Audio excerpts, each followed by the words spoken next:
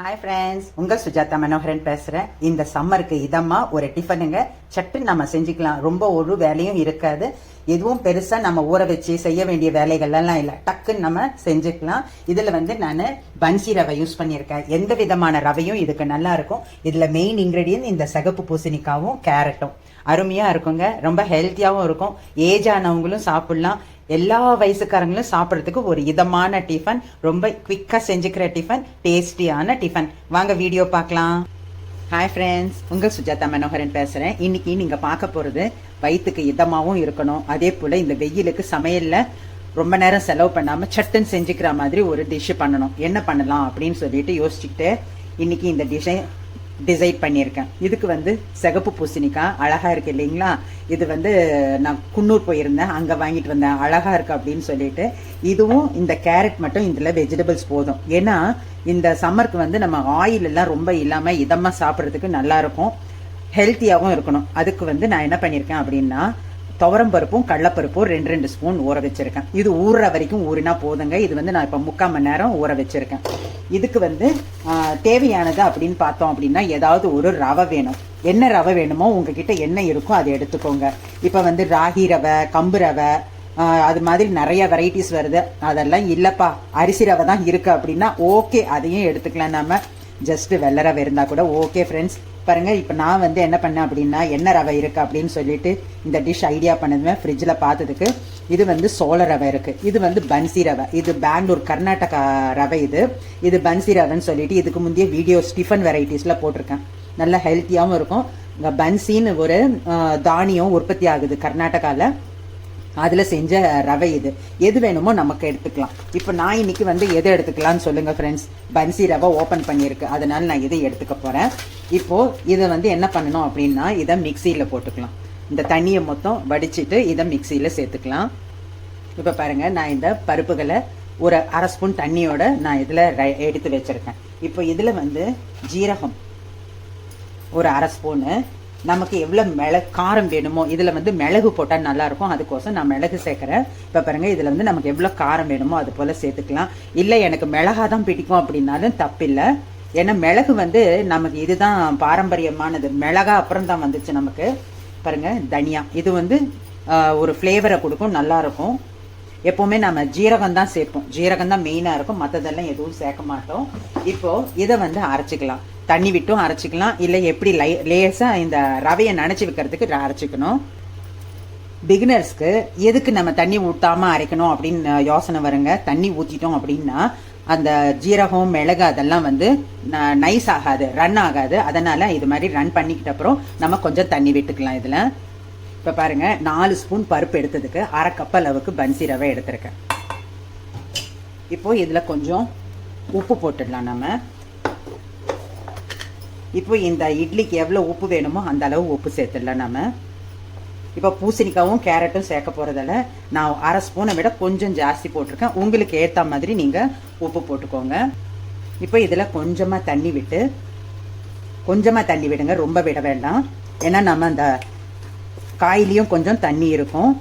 இது ஊறுறதுக்கோசம் இப்போ நான் இதில் தண்ணி விடுறேன். இப்போ இந்த தண்ணி விடும்போது நம்ம வேணும்னா தயிர் கூட சேர்த்துக்கலாம்.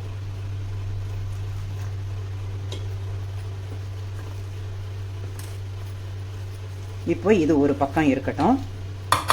இது ஊறுறதுக்குள்ள நமக்கு அதை ரெண்டையும் துருவிக்கலாம்.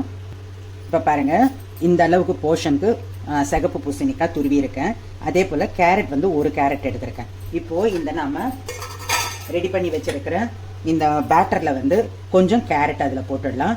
அதாவது கொஞ்சம் அங்கங்கே நமக்கு சாப்பிடும்போது நல்லா இருக்கும் சாப்பிட்றதுக்கு. இதை மிச்சத்தை நம்ம மிக்சியில் போட்டு தண்ணி விட்டு அரைச்சிக்கலாம்.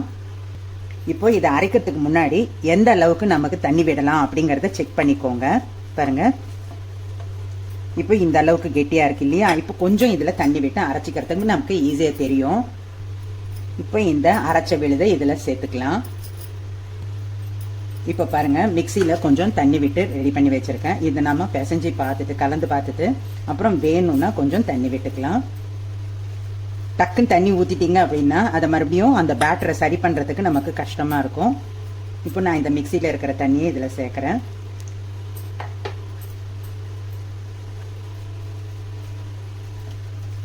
இப்போ இது கரெக்டாக இருக்கு. இப்போ நாம குக்கர் அரேஞ்ச் பண்ணிடலாம். இப்போ இதில் கொஞ்சம் கருவேப்பிலை மட்டும் கட் பண்ணி போட்டுக்கலாம். கலர்ஃபுல்லாக பார்க்கறதுக்கும் நல்லா இருக்கும், வாசனையாகவும் இருக்கும். இப்போ இதை மிக்ஸ் பண்ணிட்டு இப்போ ஆயில் கிரீஸ் பண்ண பிளேட்டு. முதல்ல வந்து நீங்கள் குக்கர் எந்த குக்கர் வைக்கிறீங்களோ அதை சைஸ் அளவு பார்த்துக்கோங்க. அதுக்குள்ளே எந்த தட்டு உள்ளே இறங்கும் அப்படிங்கிறதையும் செக் பண்ணிக்கோங்க. இதெல்லாம் எதுக்கு சொல்கிறேன் அப்படின்னா, பிகினர்ஸ்க்கு சட்டுன்னு புரியாது. ஏதாவது செஞ்சுட்டு அப்புறம் தடுமாறிட்டு இருக்கணும். இப்போ நான் போட்ட 1/2 கப்பு மாவுக்கு இது கரெக்டாக இருக்குது இந்த பிளேட்டு.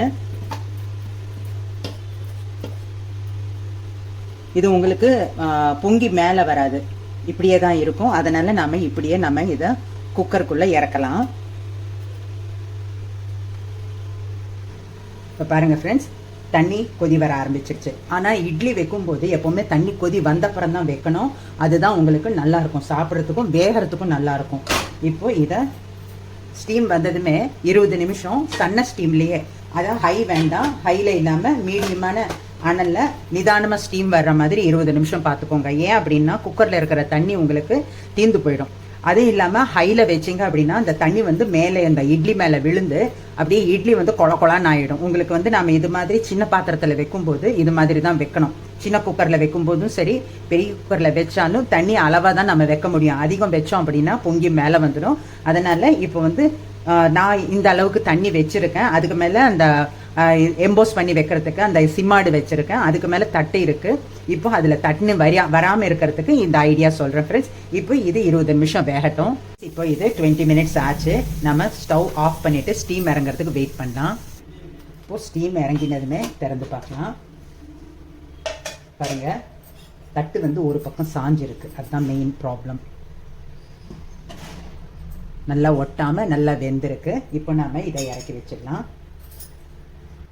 இப்போ பாருங்கள் ஃப்ரெண்ட்ஸ், நல்லா வெந்து அழகாக வருது நமக்கு இட்லி. பாருங்கள், நல்லா இருக்கு இல்லைங்களா? இப்போது இது சாப்பிட்றதுக்கும் நல்லாயிருக்கும், உதிரியாகவும் இருக்கும். நம்ம வந்து இதுக்கு தண்ணி விடுறதுக்கு பதில் கொஞ்சம் தயிரும் விட்டுக்கலாம். அது மாதிரியும் செஞ்சுக்கலாம். உங்களுக்கு பிடிச்ச மாதிரி இதை சூப்பராக செஞ்சு சாப்பிடுங்க. ரொம்ப ஹெல்த்தியாகவும் இருக்கும். அதே டைமில் இப்போ நாம் வந்து செஞ்சது மிச்சம் இருந்தது அப்படின்னா தோசைக்கல்ல டோஸ்ட் பண்ணி எடுத்துக்கலாம். அதே போல் இதே பேட்டரை நம்ம தோசைக்கல்ல அடையாக சின்னதாக அடையாக ஊற்றியும் டோஸ்ட் பண்ணி சாப்பிட்லாம். ரொம்ப ஹெல்த்தியாக இருக்கும். சூடாக இருக்கிறதால நான் ஓப்பன் பண்ணி பார்க்க முடியல. பாருங்கள், நல்லா அருமையாக இருக்குது. கண்டிப்பாக செஞ்சு பார்த்து என்ஜாய் பண்ணுங்கள். இதுக்கு வந்து என்ன சட்னி இருந்தாலும் போதுங்க, எது இருந்தாலும் நல்லாயிருக்கும். ஜஸ்ட்டு ஒரு தயிரில் வெங்காயம் கட் பண்ணி போட்டு வெள்ளரிக்காய் கட் பண்ணி போட்டு அதை கூட நம்ம சைடில் வச்சுக்கிட்டு சாப்பிடலாம். ரொம்ப நல்லா இருக்கும். தயிர் பச்சடி அப்படின்னு சொல்லிட்டு நினைக்காதீங்க ஃப்ரெண்ட்ஸ், அது காம்பினேஷன் நல்லா இருக்கும். ட்ரை பண்ணி பாருங்க. நான் வந்து எங்கள் வீட்டில் தோசைக்கு கூட வெங்காய தயிர் பச்சடி வச்சுக்கிட்டு சாப்பிடுவோம். ரொம்ப டேஸ்டியாக இருக்கும். அதுவும் இந்த சம்மரில் அது மாதிரி தயிர் வெரைட்டிஸ் வந்து சாப்பிட்டோம் அப்படின்னா ரொம்ப நல்லது உடம்புக்கு. வெங்காய சட்னி, தேங்காய் சட்னி, அது மாதிரி சிம்பிளாக ஏதாவது ஒன்று இருந்தால் கூட உங்களுக்கு சட்டுன்னு ஒரு ஹெல்த்தியான டிஷ்ஷு சாப்பிட்ட மாதிரி இருக்கும். இது மொத்தமே இப்போது 45 மினிட்ஸில் நான் செஞ்சுருக்கேன். உங்களுக்கு இன்னும் ஷார்ட்டாக ஆகும். ஏன்னா நான் வந்து ஒரு ஸ்டெப் பை ஸ்டெப் உங்களுக்கு காமிக்கிறேன். இப்போ நீங்கள் செய்யும் போது அந்த ஸ்டெப் பை ஸ்டெப் ஃபாலோ பண்ண வேண்டியதில்லை. வெஜிடபிள்ஸ் ஷாப் பண்ணி வச்சுக்கிட்டு கடுகடுன்னு எல்லாம் செஞ்சீங்க அப்படின்னா குவிக்காக ஆகிடும் உங்களுக்கு. அது மாதிரியும் செய்யலாம். உங்களுக்கு கண்டிப்பாக செஞ்சு பார்த்துட்டு கமெண்ட் பண்ணுங்கள். இந்த சிகப்பு பூசணிக்காய் வந்து நம்ம ஹெல்த்துக்கு அவ்வளோ நல்லதுங்க. தசைகள் நல்ல ஸ்ட்ரென்தனாக இருக்கும். மசில் ஸ்ட்ரென்தன் ஆச்சு அப்படின்னா எல்லாமே நல்லா இருக்கும். உங்களுக்கு உடம்பே நல்லா இருக்கும். வலிகள் இல்லாமல் இருக்கலாம். நாம இந்த சிகப்பு பூசணிக்காய் பாரம்பரியமாக நம்ம வீடுகளில் புழங்கிட்டு இருந்தோம். இப்போ காலத்தில் கொஞ்சம் கம்மியாயிடுச்சு. அதே போல் சிகப்பு பூசணிக்காய் நிறைய உபயோகித்து எல்லாரும் ஹெல்த்தியாக இருங்க friends. Thank you. This is from Sujatha Manoharan.